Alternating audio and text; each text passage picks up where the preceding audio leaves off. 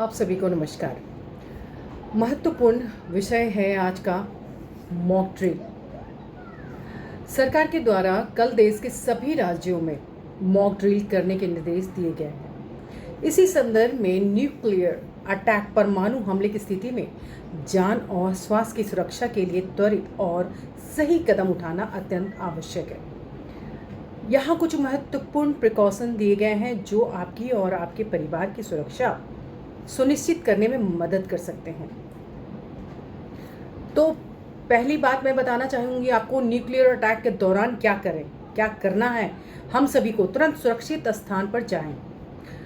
इसके साथ किसी मजबूत इमारत के अंदर जाएं। ईंट, पत्थर या कंक्रीट से बनी इमारतें रेडिएशन से बेहतर सुरक्षा प्रदान करती हैं।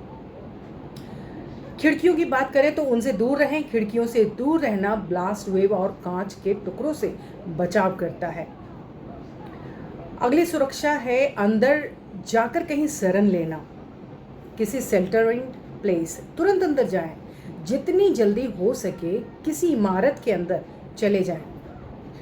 बेसमेंट या मध्य भाग में रहें। इमारत के बेसमेंट या मध्य भाग में रहना रेडिएशन से अधिक सुरक्षा प्रदान करेगा, आपका भी और हमारे परिवार का भी, आप सभी का।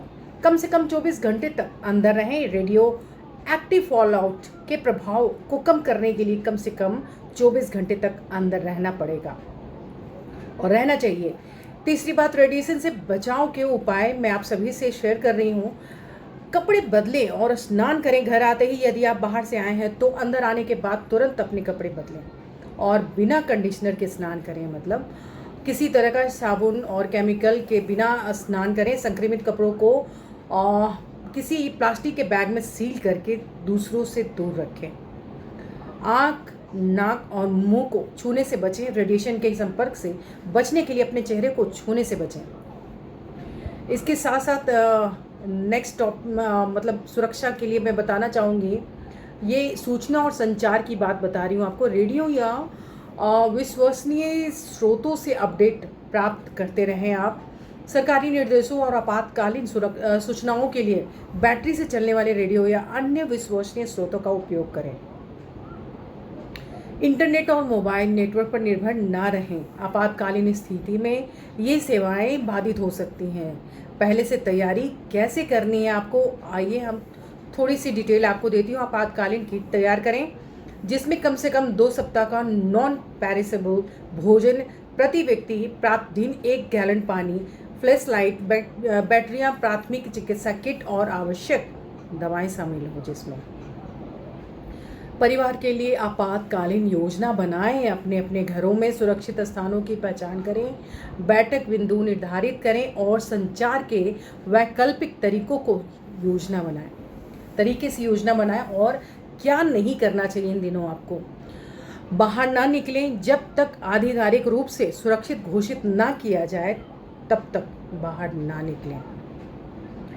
रेडिएशन से संक्रमित वस्तुओं को ना छुएं।